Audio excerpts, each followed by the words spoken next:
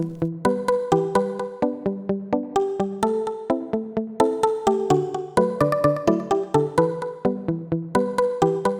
morning and welcome in, everyone. Thank you so much for joining us today. We have a jam-packed day. We have a lot of pre-questions that we've received. We're excited to get started, which we're going to do momentarily. For those of you that don't know, I am Lisa Schwartz, joined by Donna Knapp, and we've gotten some fun questions, and we're looking for some more fun questions as we go through the morning this morning. I'm going to start with a level setting poll, and today we are planning on doing several polls. You have the ability to raise your hand. We're going to talk about how we hope this works today. It's honestly the first time that we've done an AMA in a webinar format. So poll number one, I am launching it now. What's your primary interest in ITIL 5? Why did you join us today? And this is primary, so it's one single option because we have more questions than we're going to be able to get to, and I'm going to use this as guidance to kind of cherry pick through. I love that organizational adoptions, like running it first. Oh, okay, it's tied for certification. I would say more questions, Lisa, because my great fear is that we're going to be like 15 minutes in and have answered all the questions. So, oh, it is not my great fear.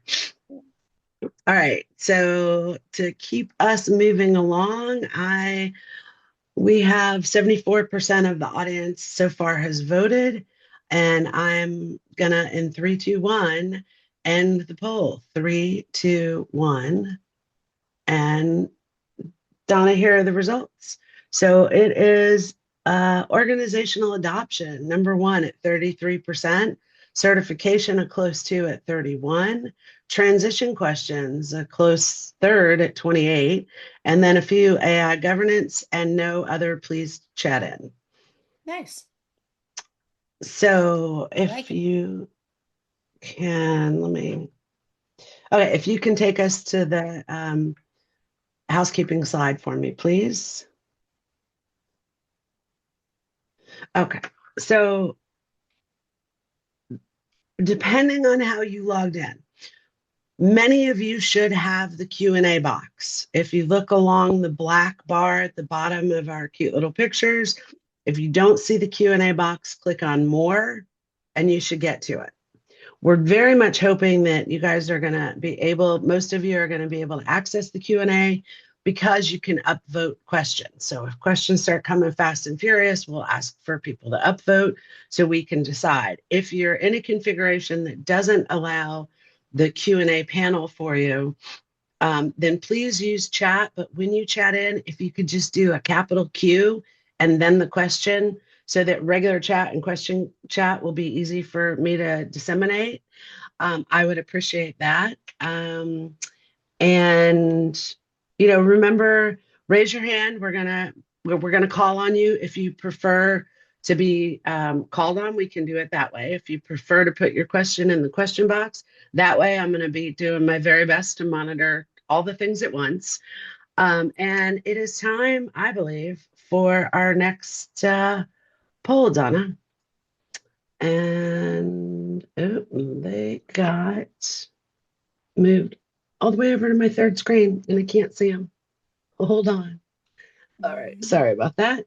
So let's go back and poll number 2.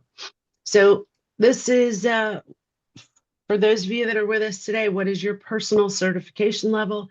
And this is multiple choice because we know a lot of you and we know we've trained a lot of you on all of this.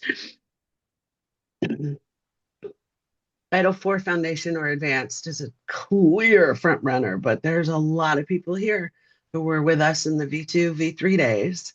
We've got a lot of service manager, ITIL experts, and ITIL masters. I always have to give props to the service managers. So all the service managers out there, everybody who took, advanced after ITIL version 2.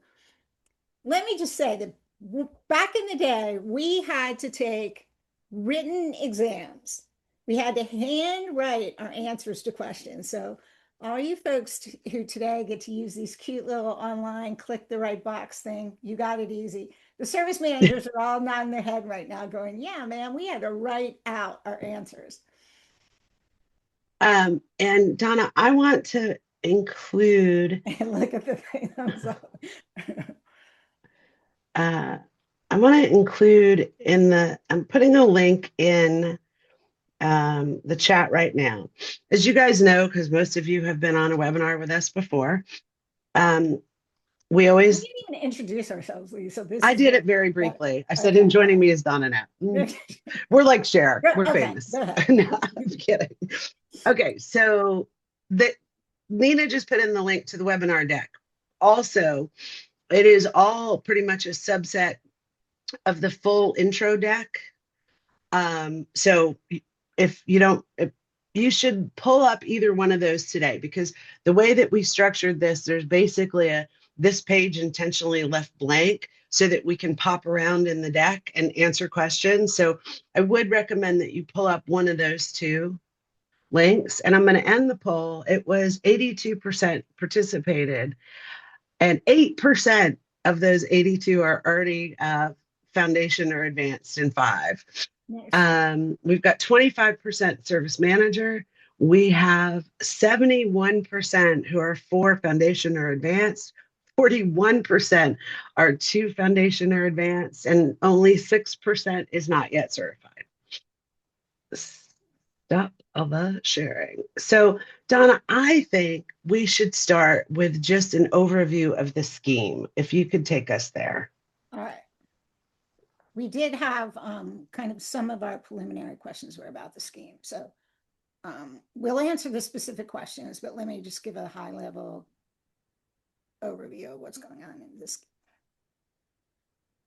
All right. Should be seeing the scheme. Yeah. All right. There We go. are. Yep.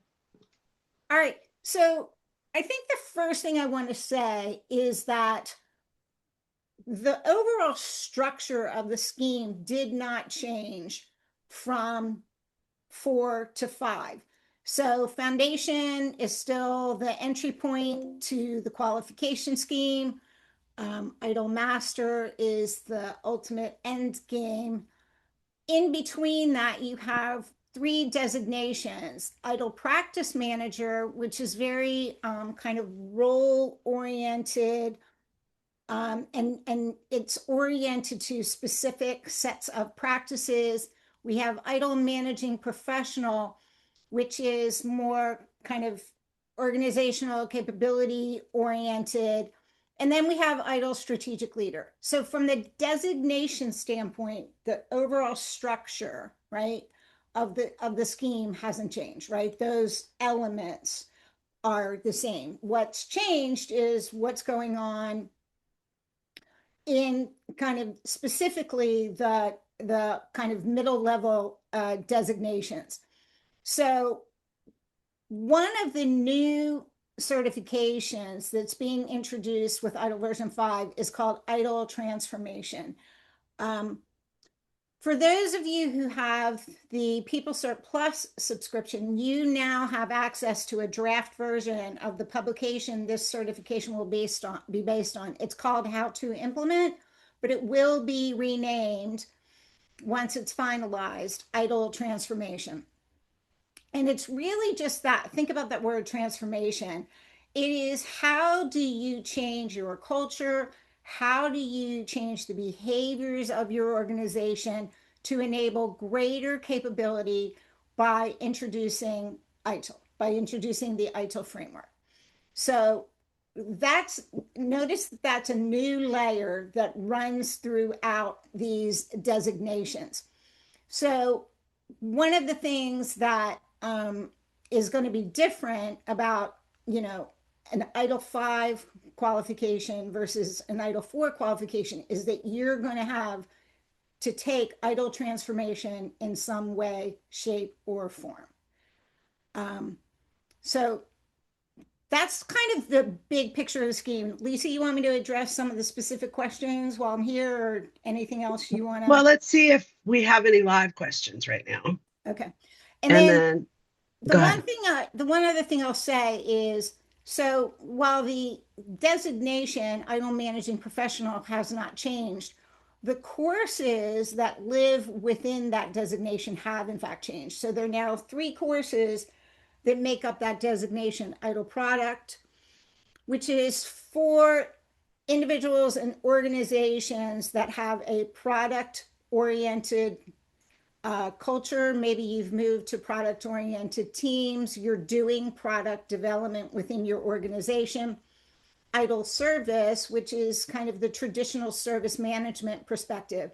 And then ITIL experience. And ITIL experience is kind of the new addition to the ITIL framework. We started touching on experience a little bit in ITIL 4, but now there's a whole entire course that's dedicated to experience. And then there's a tiny bit of a change under the strategic leader designation in that we now have ITIL strategy. Today we know it as digital and IT strategy. And that course has morphed a little bit and it's called ITIL strategy, but it's still, ITIL strategy. So what you don't notice are things like high velocity IT, direct plan and improve, right? Create, deliver, and support. Those ITIL version 4 courses have been retired under the ITIL 5 scheme. All right, so go ahead, Lisa. Okay, so I've completed the ITIL 4 foundation and training and certification, looking to take change enablement class as my next step, moving to practice manager. Did the training for change enablement and Lisa's adding or any of the practice manager titles change with ITIL 5? That's a great question. Yes, and so I'm gonna give kind of two answers. So let's just talk about change enablement.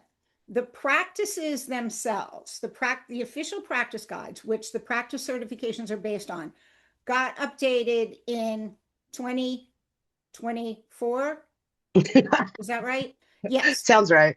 It's before yesterday. And they have not been updated since then. So the current certifications are based on the current practice guides. And so for now, those, whether you're talking about an individual certification like ITIL Change Enablement, or you're talking about one of these bundles, and so first of all, let me be clear that to be an ITIL practice manager, to get this practice manager designation, you have to take 5 practice courses. Well, these bundles, monitor, support, and fulfill, plan, implement, and control, collaborate, assure, and improve, include 5 practices each. So you have to take one of these bundles, or if you're taking individual practices, you'd have to take 5 individual practice courses. So in answer to your question, no, right? As of right now, these practice certifications aren't changing because they reflect the current version of the practice guides. Period. End of conversation. Now, let me talk a little bit about what's happening going forward. In 2026, over the course of 2026, the practice guides are going to undergo a revision. And the main revision is going to relate to, so if you're not familiar with the practice guides, part of the structure of the practice guides is the 4 dimensions of service management. The information and technology component of the practice guides is going to get updated mainly to introduce more about AI. One of the things about ITIL version 5 is AI can assist in anything within the ITIL framework. And ITIL can actually help you introduce and enable AI within your organization. So practice guides are going to get updated, probably some little updates here and there, just to reflect the new scope of ITIL 5, which is digital product and service management versus just service management. So maybe some little tweaks here and there for that stuff. But the main update is going to relate to information and technology, and that's to beef up the AI component of that. Once those practice guides are updated, what PeopleCert will do is update the certification courses and the exams associated with those updated practice guides, right? And at that point, they'll change. But, in my mind, we're looking at well into the end of 2026, if not 2027, for that change to happen. I would agree with that. For now, right? For now, if you want to take a practice certification, take a practice certification. The other thing I have to say is the practice guides are available to you. And we don't work for PeopleCert. Like I always like, I hate being viewed as like a, car salesman, so to speak. But there really is tremendous value in the PeopleCert Plus service. It's a for-fee service, and maybe somebody can throw the link for everybody out into the chat. But the official practice guides are available to you. And so if even going forward, if you don't even want to take a certification, I would suggest periodically going out and looking at the practice guides, because they are going to be being updated. They are going to be evolving kind of not only this year, but going forward. And so they're a great resource. One of the main reasons PeopleCert pulled the practices out of the official publications um, is for exactly this reason, so that they could update them a little more frequently than they could when there was a traditional book publishing life cycle, right? But in terms of the certifications, don't expect, right? It's not necessary to worry about, are they going to change from out from under me this year? And so, Donna, you just said the practices have been removed from Idle 4, and that was, we had a couple of questions around that. And, I would just add that, so the amazing Donna Knapp in the Academy's materials is including some exercises and some things around practices, because there's a logical reason why they've been removed, but we also have an understanding of, it's very important for us that every learner leaves class with tangible ways to improve incrementally starting tomorrow. So do you have anything else you want to add on that? Well, you're actually commenting on a different subject, I think. I was commenting on, in general, the fact that the practices got pulled. The practices used to be in the official ITIL books, the ITIL service strategy, ITIL service design, ITIL. When they went to version 4, they pulled the practices out of those books and put them in the official practice guides. So that was kind of what I was speaking to there. The foundation question is a different question, pulling it out of the foundation syllabus. Do you want me to address that now, or? Sure. Yep. Okay. Um, okay, so um, the question, and this is a question like got submitted in advance, so I have some insight into the question, was that, it's our understanding that the practices have been removed from the ITIL foundation, ITIL version 5 foundation syllabus. What's the thinking behind that, right? Why did they do that? And I'm going to answer really honestly this question, because when I first saw the ITIL version 5 foundation syllabus, my first thought was, what the heck? Like, why would they do that? Why would they pull the practices out? And it really took me a while to kind of wrap my head around the new syllabus and what we're covering. But I have to say, so let me say a couple things about it. That first of all, the ITIL version 4 foundation syllabus only covered select practices. It did not cover all of the practices. There's 34 of them within ITIL, and we covered, I think, 7 of them in some detail. We covered the purpose statements for others, and the coverage was a little bit inconsistent. In other words, sometimes you would learn a lot about a practice, and sometimes you would only learn a little bit. And it was like a little jarring for learners to, like, I think learners never quite got the rhythm of, when do I need to know details and when do I only need to know the purpose statement. The other thing I really come to understand is that historically, and I can go back to version 3 and version 4, we have overemphasized practices that are oriented to operations. So we talk about service desk and incident management and problem management and a little bit of change enablement, right? Um, but but but the emphasis was really very much on the operational end of the life cycle. So I'm going to show you something, and it's interesting. I kind of threw this into my deck, like kind of last minute, just because I thought, this might be useful. So give me 1 second and I'll show you something.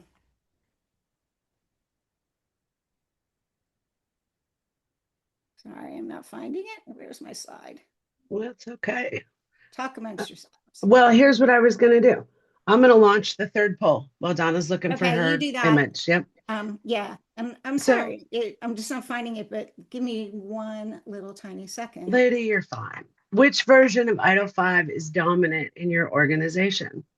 And the options are V3, 4, a bit of both, not sure. And other, please chat in. And we have people actively responding. All right. So what, again, what we had was a situation where the operational practices were really almost being overemphasized. Let me see if I can find it. Maybe I dreamt I put it in. Listen, that is possible. While you're locating that, It's let me fine. It's say that fine. this is the version of ITIL dominant in your org. V4 is the winner at 35%, V3 22%, a bit of both 29%, and the not sure at 14%. So we're getting a lot of questions about V3 and V4 transitions. So Okay. after Donna locates and talks about this, the next thing we're going to go do is look at the two transition paths. Okay. All right. So here we go. Zoom, zoom, zoom, zoom. Okay. So in ITIL version 5, it's not that the practices aren't introduced, because we do talk about practices, and we do talk about, we talk about what a practice is, and we talk about the practices in relation to the ITIL product and service lifecycle, which is kind of the what's new in ITIL version 5. That's probably, if you ask me what's the biggest thing that's new in ITIL version 5, I would tell you it's the ITIL product and service lifecycle. And what you're seeing on this slide is the purple words across the top are the stages of the ITIL product and service lifecycle. Now, historically, we would have talked about practices that focused primarily from like transition down, right? Change enablement, service desk, incident problem. You get the picture. So we were really actually neglecting the whole entire front end of the product and service lifecycle. And so I really can absolutely understand why somebody who's involved in product design, or somebody who's involved in product development, somebody who's a DevOps practitioner, right? Because DevOps would live kind of in the middle of all this, saying ITIL has nothing to do with me, because we weren't talking about what they do in Foundation. Foundation was primarily operations focused.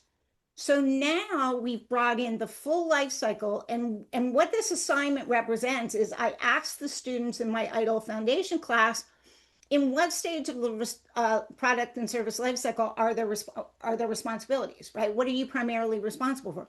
Well, look at all the people who are on the left-hand side of things. And historically, ITIL Foundation would not have represented that whole entire population of practitioners. So I think that's the great thing about ITIL 5 now. It's much more inclusive in terms of representing the entire end-to-end life cycle. The other thing I have to say about the practices is one of the most common reasons why organizations introduce a framework to begin with is to establish a common vocabulary, right? To have a shared understanding of concepts. And we still have that. We still talk about concepts like incidents and problems and service level agreements, but we do it in the context of the life cycle. So we talk about, within each life cycle stage, which practices. So ITIL version 5 Foundation introduces the concept of enabling and supporting practices. Enabling practices are practices that, think about the word, enable, directly contribute to a particular life cycle stage. And supporting practices provide information, they provide methods and techniques that support that activity, right? So if your responsibilities are primarily focused on the build life cycle stage, then what you want to understand personally is what are those practices that are enabling in the context of that life cycle stage, and therefore what are those practices that we have to be most capable in, right? ITIL introduces a Mm. capability model that lets you assess the capabilities of your practices. So if your team, for example, is primarily focused on build, then you go look at what are the enabling practices that underpin the build lifecycle stage, and you have to get really good at those, right? You have to, those are the ones where you should have the highest level of capability.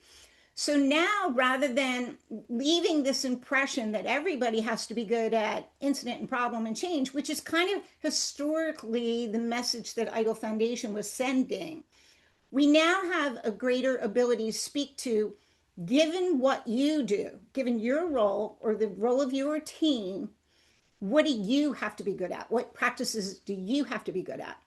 And then again, we still introduce the vocabulary. So people still have to know what an incident is. They have to know what a problem is. They have to know what, a service level agreement is. But we're introducing those terms. So you still establish your shared common vocabulary. We just introduce it in the context of life cycle as opposed to in the context of the practices themselves. Hopefully that helps. That was a like I learned from that answer. Thank you, ma'am. Oh, good. Yeah, Okay, nice. no, that really was great. And I have to say, like, it took me, and I'm being really honest about this, it took me a little while to wrap my head around it. Um, but now that, now that I'm, I've lived with this content for a couple months now. And again, this exercise, even for me, was like, good Lord, we've been completely neglecting a whole entire community. And when you think about why ITIL version 5 exists to begin with, which is the emergence of product oriented teams and the emergence of IT operating models that are product centric, we've been neglecting a part of the community that is the emerging part of the community. And it's exactly the same mistake, not mistake, that's not a fair word. It's the same thing that happened between 3 and 4. What was happening between 3 and 4? Agile was emerging, DevOps was emerging, and ITIL version 3 didn't represent that. ITIL version 4 came along and filled that void, right? And appropriately represented that community. So now with ITIL version 5, we're filling the void of the product management community. And All we right. have to What remind did you want me to ourselves look at? Where did you that want me to go next? transition from V3 first, please. Oh, okay. And All we right. have to remind ourselves that V4, its last update was 7 years ago. That seems insane. So, Donna, we have many versions of all my certs are in V3. How do I get there? Lots of people have asked it. So, hopefully, for all of those that have a V3 pathway question, this will answer for you. So if you hold a foundation or intermediate cert, the answer is go to ITIL version 5 foundation. That's the answer. And I have to say, there have just been like some great concepts that got introduced in version 4 and that carried over to version 5 that you were never introduced to in version 3, like the ITIL guiding principles, which is probably one of the grooviest parts of the ITIL framework. So I think you're going to love ITIL version 5 foundation, because again, you're going to kind of get introduced to some concepts that are completely new. And the other thing is so from what we understand, one of the reasons why people didn't go from 3 to 4 was the absence of a life cycle. So now we go to ITIL 5 and there is a life cycle. So we've brought the life cycle back. But the cool thing about the ITIL version 5 life cycle is it fills gaps that existed in the ITIL version 3 life cycle. The ITIL version 3 life cycle went from service design, service strategies, service design, service transition. And between service design and service transition, I can remember teaching class and saying, somebody waves a magic wand, stuff happens, and then we transition it. But in reality, that's a lot of work, right? That's all the development work is happening between design and transition. So it was a major gap in the ITIL version 3 lifecycle. So ITIL version 5 has filled that gap. So it's going to be really useful for you to see the new version 5 of the life cycle, and you'll be able to easily map the two together, but again, you'll be able to see where there clearly were gaps in ITIL version 3 that have been filled in ITIL version 4. If you are an ITIL version 3 expert, or if you are an ITIL version 3 master, you will be able to take the ITIL version 5 Managing Professional Transition course in order to bridge over to ITIL version 5. And it's a beast of a class. Get ready. It's a 5-day, full 5-day certification class. So it's for somebody coming from 4 to 5, it's going to be a lot. For somebody coming from 3 to 5, it's really going to be a lot. So, Donna, since we're talking about the MPT, do you want to address the exam situation now? Yeah. Okay. So first of all, let me just quickly talk about what managing professional transition is going to be. So I'm coming back to my scheme here. So here's the scheme. All right. So what managing professional transition, so let's kind of put a box around what managing professional transition covers. So it's a 5-day class. It's going to cover what's new in ITIL Foundation. So again, for those of you who took V3 Foundation, and if you're a master or an expert and you're coming over, reach out to us because we'll help you fill the gaps. You're only going to learn about what's new in Foundation, so you're going to have missed out on some parts of Foundation, but you can self-study and fill those gaps. So, reach out and we'll help you with that. So it's going to cover what's new in ITIL Foundation.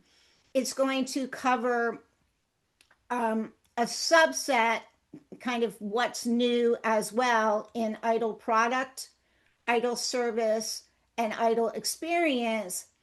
And it's going to cover ITIL transformation. And they're still beta testing some of this, but as of this moment, it looks like it's going to be something like a half a day is going to get devoted to Foundation. 1 day each are going to get devoted to product, service, and experience. And a day and a half are going to get devoted to ITIL transformation. Roughly speaking, that's what it's looking like. But bottom line is it's going to be a 5-day, kind of full 5-day class. Now, for anybody who qualifies, so if you are an existing ITIL managing professional, if you're an ITIL master, V3 or V4, I pay attention because I'd like you to throw in your opinion in chat, and we can pass it along. They are currently beta testing. They're doing like a little A/B test, kind of beta testing 1 exam or 2 exams. If it was 2 exams, it would be what's new in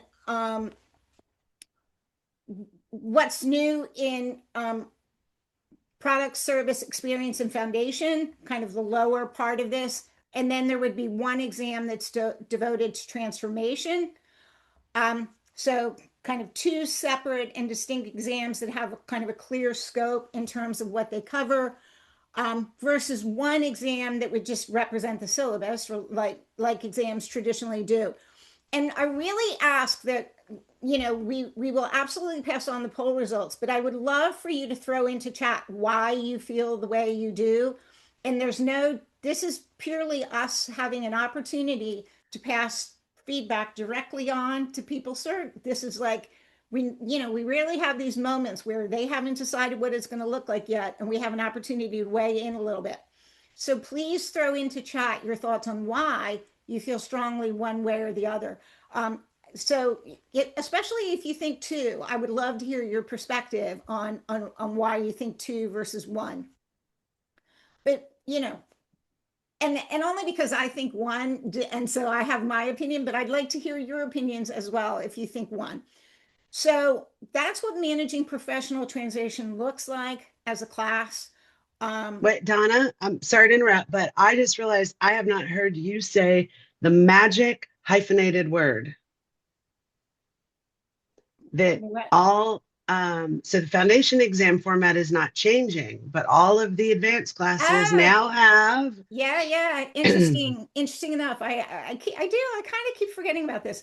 So one of the interesting things is that the new, and I want to be 1,000% clear about this, the new ITIL version 5 advanced classes, meaning the managing professional stuff, the new strategic leader stuff, the exams are actually going to be open book as opposed to closed book, which all ITIL exams have been historically.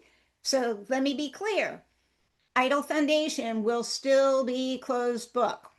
For the foreseeable future, ITIL Practice Manager will still be closed book, right? So that's why I'm trying to be very, very clear that these newer certification classes are going to be open book.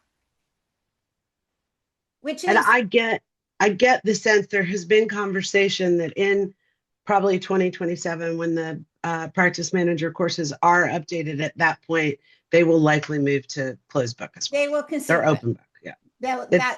It's at that point they would consider it. So then, Donna, we've got some of the same around transitioning from 4 to 5. So if you could kind of walk us through that one, please. You're talking in general, the Yeah, qualification. so the slide that's got the little bridge on it. So the bridge class is now available. I realized I need to update this slide. Apologies for that. So Donna, let's talk about the foundation bridge and the MPT. And then if we can do well, that. We talked about, did we have any outstanding questions on the MPT? Maybe only that, and let me go grab it. We do have it on the calendar. We have assigned a date to it. We will be delivering it June 1 through 5. I'm going to go ahead and and I apologize, I'm not being informational, not salesy here. Please know that. But I'm throwing that link in the chat. And I'm so fascinated that 38% of you want 2 exams. Please put in your chat your rationale behind your answers there. I really, really, really would appreciate it. And we will pass it along directly to PeopleCert. That's fascinating. All right, let me talk about Foundation Bridge. I actually made a slide just because I wanted to be clear about this. So is there an ITIL version 5 Foundation Bridge class? Yes, there is. Do you have to take it? Probably not. ITIL version 4, I want to be perfectly clear. ITIL version 4 Foundation is a valid prereq for any ITIL version 5 advanced class and will continue to be so for the life of ITIL version 5. And so until we hear about ITIL version 6, at which time I will be retired and living in Italy, just to be clear, ITIL version 4 is a valid prereq for any advanced ITIL version 5 class. So you don't have to take, if your only motivation, if you're thinking you have to take Foundation Bridge in order to take one of the ITIL version 5 advanced classes, you don't. You're good. The only reason you might want to take ITIL version 5 Foundation Bridge is if you are required to have a certification that states ITIL version 5. So your job says you must hold an ITIL version 5, specifically calls out ITIL version 5 Foundation Cert, or you're on a contract. Like we have government contractors who come to us all the time, and the contract calls out that they must have an ITIL 4, or going forward, maybe we're going to see ITIL version 5 certification. So I actually put my certs up just to show you that, like, my cert actually, like, here, this is my version 4 cert. It says ITIL version 4, and here you can see this is my ITIL version 5 cert, right? It explicitly states that this is ITIL Foundation version whatever. So you don't have to take the bridge unless you need for version 5 to be on your cert. And anybody who had any questions about the bridge, if you have follow-up questions to that, please throw it in chat. Having said that, we are going to offer a webinar that we're calling Bridging the Gap. So if you want us to come do a lunch and learn in your company, or, just get a quick little, it's going to be like an hour, no more than an hour, little webinar about what the differences are between ITIL version 4 and ITIL version 5. We're happy to do that for you. So just let us know. So if you don't need a certification, you just want to understand what the differences are between 4 and 5, we've got a webinar for you. That's 2 times today. I've been very, sales cars mini. But again, you don't have to take the certification class if all you want to do is move on to advanced levels. As long as you hold an ITIL 4 foundation cert or an ITIL 5 foundation cert, either one of those, you are good to go in the advanced ITIL version 5 scheme. Thank you, Donna. So I'm going to just quickly answer Mark's question. The Foundation Bridge course is a 1-day course. We are delivering it over 2 half days as virtual live instructor led. And the link to that is up to above your question mark. People are responding. 20 questions, 30-minute multiple choice exam. And this is, again, closed book. Foundation and Bridge closed. To go back to what Donna was saying about bridging the gap, the webinar that we're going to put together, yes, we're happy to come do that as a brown bag lunch and learn for you and your team. But beyond that, we're going to do one that we're going to record. And we have a small list of invites that have already gone out. If you'd like to be considered to participate in that, it's, we're not going to make you like actually sign a thing, but there will be recordings, and we want people who have some real questions to participate. It won't be an AMA, but we would love people that are really engaged and really looking at moving forward with 5. If you feel like you're in that bucket, my email is lisa@itsmacademy.com. Shoot me an email, and we're going to limit the size of the experience or the class. So anyway, but shoot me an email if we can get you on the list. I think there's still a few spots left. So happy to do that. And so I think you've kind of answered this, but I want to explicitly ask it. So Steve is asking about bridging options, title to title, like HVIT to strategy or DSV to experience. Right. Yeah. So no, Steve, there is not like a one-to-one. And in fact, everybody keeps asking, like, what's the mapping between, the ITIL product, service, and experience and HVIT, CDS, DSV? And there's not a one-to-one mapping. What they did was basically deconstruct those books.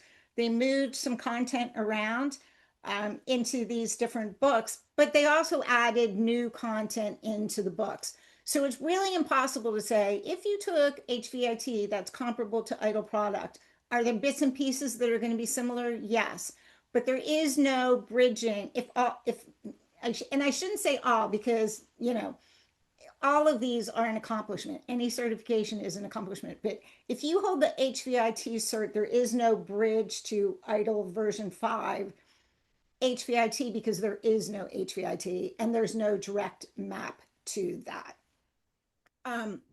So the answer is no to that. If you have, and so I'm going to answer, so Manuel has a question, and I'm going to answer kind of Manuel's question, but I'm going to answer generically for everybody.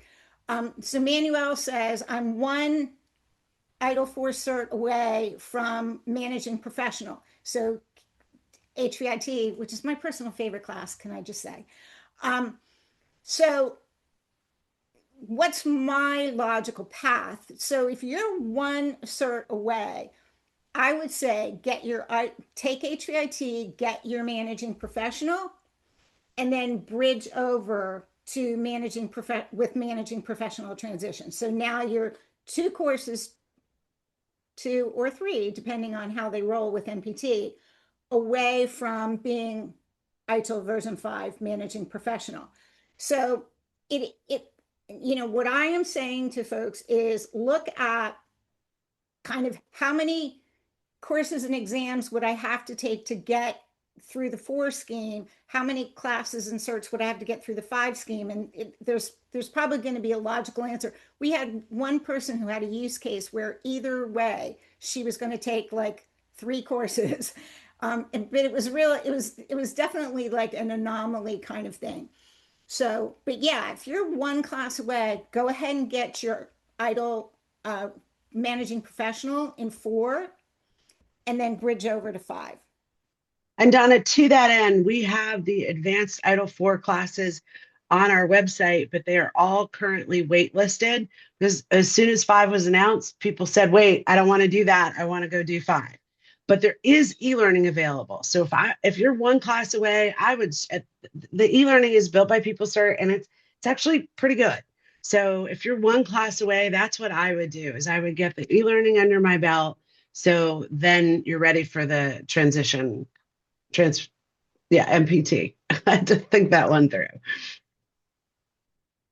And I love this question. My team of 18 is all ITIL V4 certified. We're looking at the next level in V5 for the team. They are not practice managers, but rather service desk and transition governance risk evaluators and enforce, that's a strong word, enforce our ITIL policy. I would like to see them in a managing professional path. What is the next class you suggest? So Lisa, you said service desk, but they've written service design. So I'm going to take Oh, it for what yes, they please. wrote. Thank you. So for you, I would say ITIL product, right? Because ITIL product is going to lean in terms of the product and service lifecycle. ITIL product is going to let me take a step back. Both ITIL product and ITIL service go through the entire product and service lifecycle, first of all, but they have varying perspectives. ITIL product is from the perspective of a product vendor, right? Somebody who designs and develops and transitions products. ITIL service is from the perspective of a service provider. So somebody who primarily is focused on delivering and supporting products and services. So if you're involved in design and transition, I would say you're leaning more to that left side of the life cycle. And so you asked me what is the next class. I would say take product as your next class because that you're going to get. So you're all ITIL 4 certified. So you're going to get introduced to the ITIL version 5 life cycle because product is going to cover the entire life cycle. So you're going to learn about the life cycle.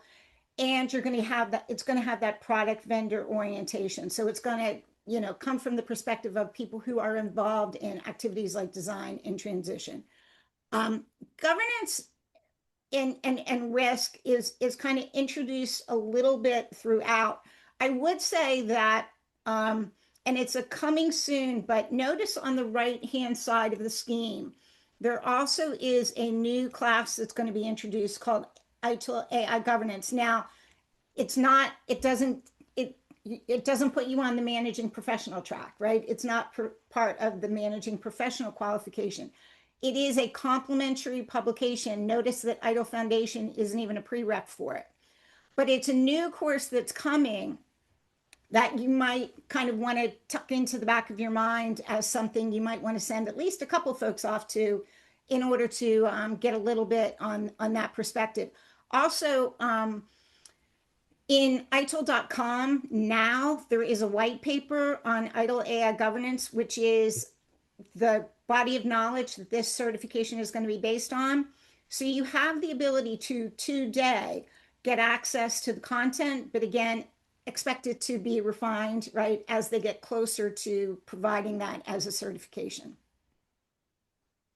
And Donna, I told you we weren't going to run out of questions, lady.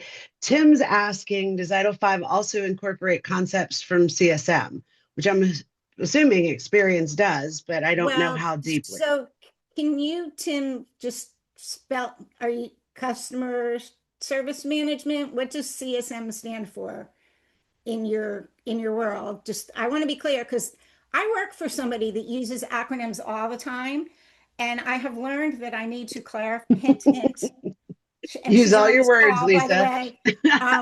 And so I always have to question, like, what do acronyms mean? Because, but yeah, I mean, if you're talking about customer service management, I would say, yeah, absolutely, ITIL experience, right? Because one of the value propositions of ITIL 5, so kind of, I think the two biggest value propositions for ITIL 5 is expanding the scope to include product management. So now it's no longer just service management, it's product and service management. So you're going to be seeing, and specifically digital product and service management. So get used to the acronym DPSM, right? Um, so product management and experience, right? Experience is the other big expanded part of the scope of the ITIL framework coming into ITIL version 5. And you can see by virtue of the fact that they have a whole entire class dedicated to ITIL experience, right? It kind of tells you how important it is. So, Donna, I'm going to launch this last poll. And you guys, this is really to help us prioritize. As those of you know, we're not a particularly big team. And I really try not to kill Donna Knapp because she is one of my favorite people on the planet. And so we're just trying to figure out what our rollout schedule is going to be. And so I've thrown up a polling question. And MPT is not on there. We were. It is. You just have to scroll. It's down at Oh, okay. G. I wanted to There's get it. a Oh, okay. I yeah. didn't see it. Okay, cool. No, All right. it's a Scroll down, longer poll everybody. than we normally do. Okay. All right. Yeah. All right. And then while I feel that's like up, can you go to the driver slide for me?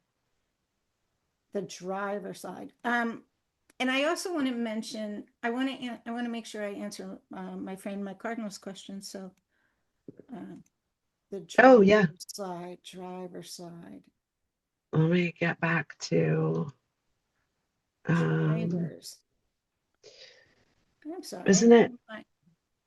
Oh, maybe it's not in that deck. Anyway, to Donna's point before about there's not like a super simple mapping. If you were interested in CDS, the class for you is. But what we're working on, and I apologize, Donna, it's my fault it's not in this deck. I've been working on a driver slide. So what was the reason you were going to take CDS? Because if we know the answer to that question, we can help you map to the correct. I wish it was as simple as here's a piece of paper, A replaces B, but beautifully, it's not that because things have been moved around in a much more logical and modern way. And Not, I think what I would say is look at the operating model of your organization because one of the things, interestingly, that we talk about starting an ITIL foundation is operating models. And historically, we would have never talked about something like that at a foundation level. Like those of you who took ITIL 4 digital and IT strategy, you learned all about operating models, right? But one of the strongest trends in business today, like if you look at CIO priorities, they are modernizing their business models. And so CIO priorities are modernizing their operating models. So a lot of organizations are changing their operating models. And what your operating model looks like influences your involvement in the life cycle, what activities you focus primarily on in the life cycle. And so that understanding that will help you in understanding the orientation of these of product, service, and experience.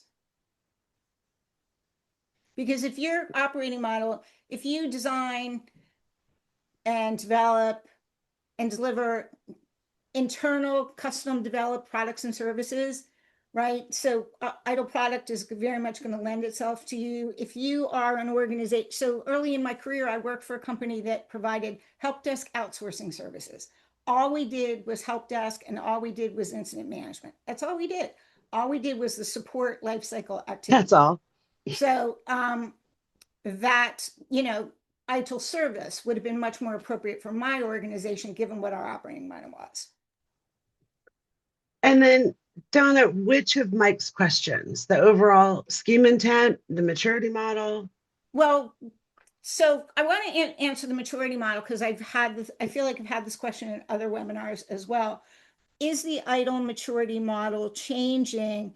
And the answer is no. The basic structure of the ITIL maturity model isn't changing. The ITIL maturity model looks at your ITIL value system. Now, one of the things that has changed is that we no longer refer to the ITIL service value system. It is now simply the ITIL value system, strike the word service. And it's because we're focusing on products and services, right? As opposed to singularly services. But the maturity model assesses the maturity of your value system overall. And the value system, the structural components of the value system haven't changed. One of the things that has changed is the value chain component of the service value system because it now reflects the life cycle. So, there might be a little tweak in the assessment methodology to now look at those activities, that component slightly differently, but you're still assessing your value chain, right? So conceptually, it hasn't changed. The other thing that hasn't changed is the capability assessment aspect of it. The practices, again, haven't changed. I don't expect that we'll see that they'll change at all the capability levels that are reflected in the practice guides. So that component of the practice guides where it tells you how to do an assessment of the capability of your practices, I don't expect that to change. Now, over time, the criteria that's used in order to assess capability will evolve because there will be criteria introduced that will address AI utilization, for example. But we should expect that anyway. That the criteria will evolve as the practices themselves evolve. So I think the other part of his question was, do you still need to hire a consultant? And the answer is yes. And I've not heard any foreseeable change coming. The way to gain access to the full ITIL maturity model and the full capability assessment is, as of now, you have to hire an accredited consultant who has access to those resources. The practice guides give you a little bit of insight, right? They help you understand the levels. They give you some examples of criteria. So they're kind of a good starting point to understand what the assessment approach looks like.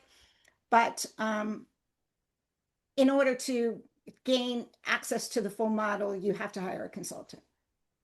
So, Donna, because we are at the top of the hour, I want to quickly say someone had asked a question about smaller organizations that I'm going to ask you is probably our last question.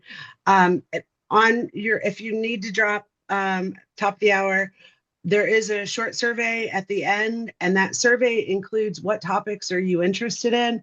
We're a little bit in fluid motion right now. We have not actually picked our April webinar topic yet. We wanted to get the feedback from today to see if that led us to a clear path. But there definitely will be an April webinar. It will definitely be awesome. And we definitely want you all to join us. So if you have to leave, thank you very much for joining. We appreciate you all. And Donna, I love this question.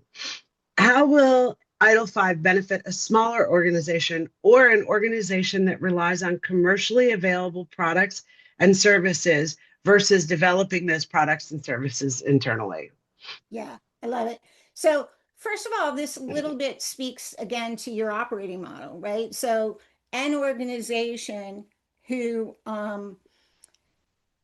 relies primarily on commercial products and services, as an example, you, as part of your operating model, you're not actively involved in discovery activities and design activities, right? Because you're not custom developing solutions within your organization. You're acquiring, right, resources that were developed by some other organization. And then from there, build for your organization might involve configuring those commercially available products and services and kind of orchestrating that and transitioning them into your environment. So there are a couple of stages of the life cycle that aren't represented maybe as part of your operating model.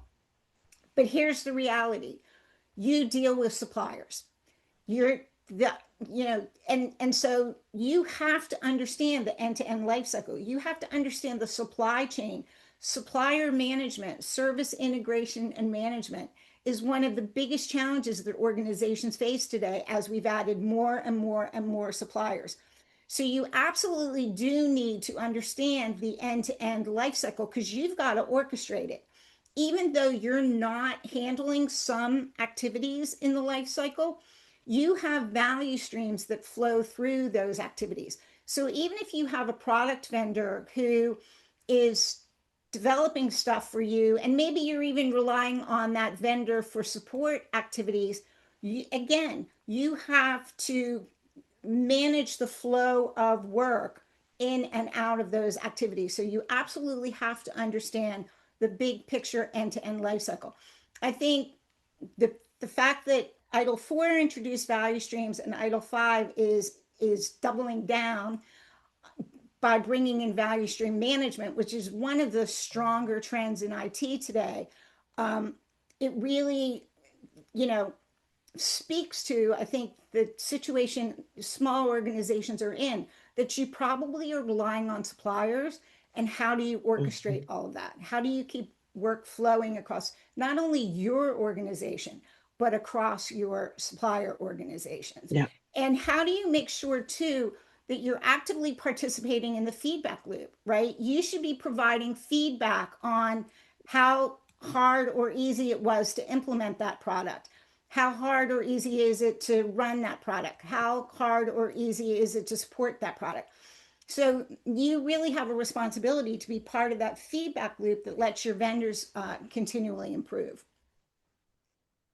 And, Donna, I was talking with David Cannon this morning, and he said something that made me realize I think ITIL 5, because small organizations, how could you get enough? The question we've always gotten is like, it's not like we can do ITIL, right? And so it's always, well, there's best practices. And I think that there's a lot more value for a smaller organization who, like us, we don't have a server. We haven't had a server in 22 years because back in the day when we called it SaaS, like I didn't want to have an IT department.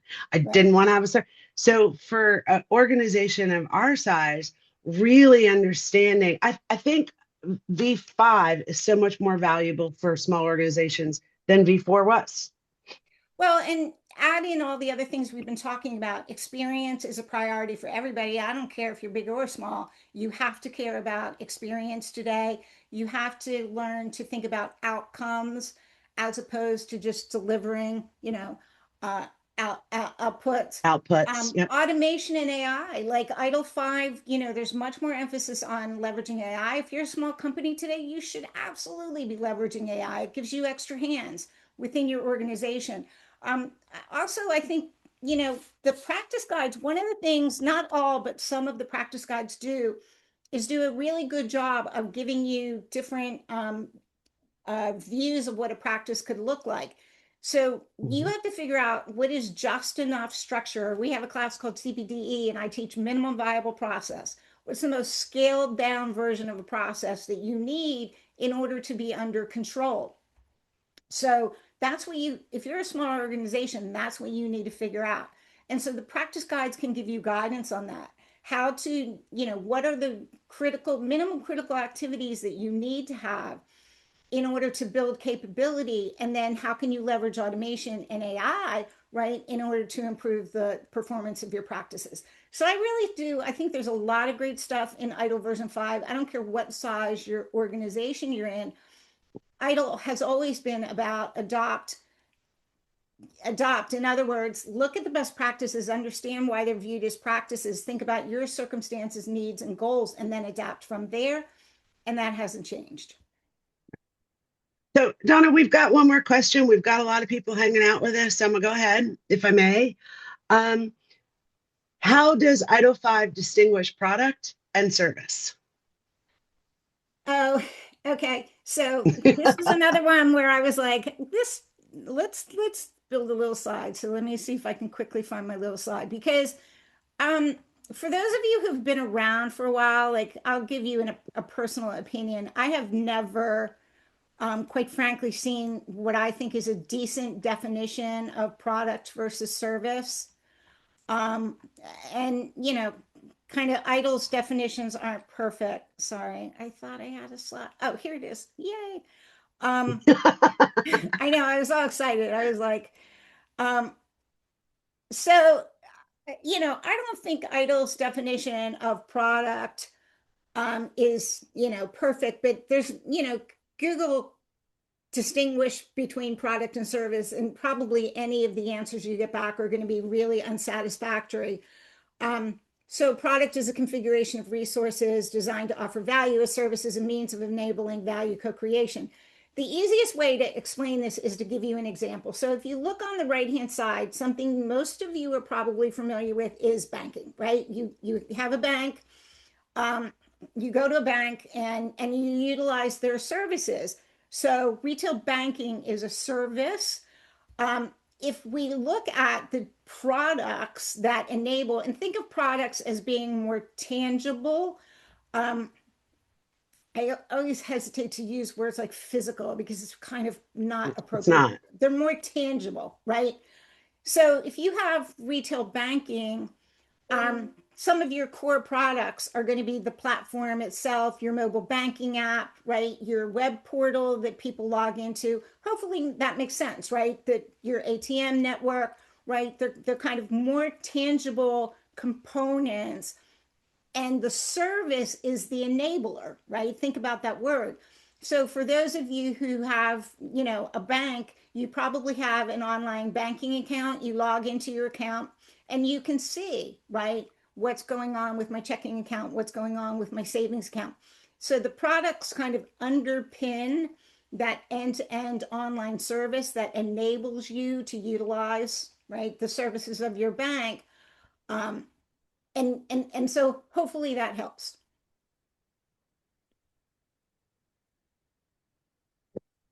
The I definitions themselves, I think, don't do the concept service, but no definitions do, right?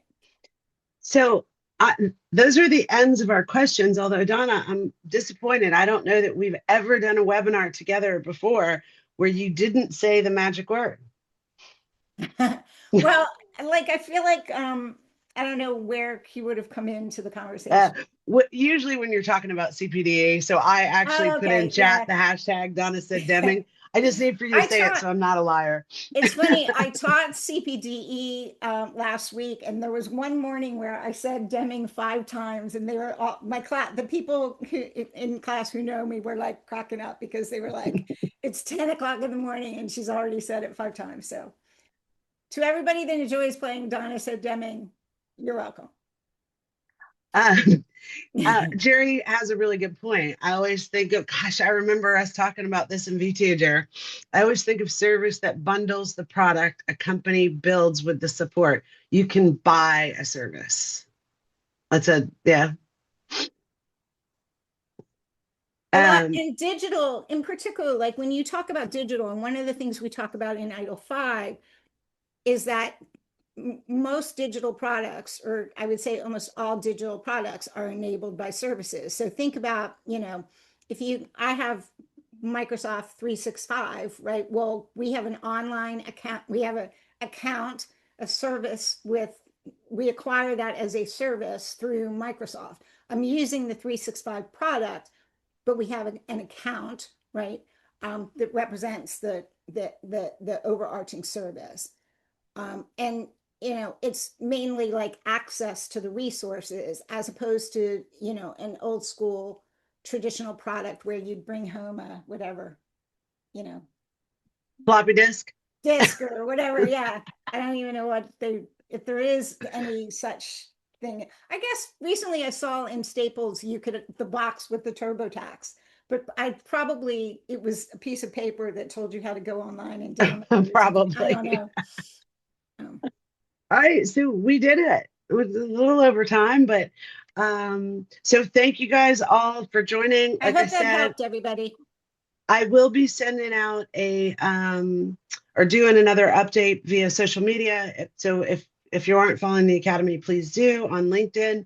But we've got some more, what we call breakdown docs, how we like to take things and make it really easy for people to understand.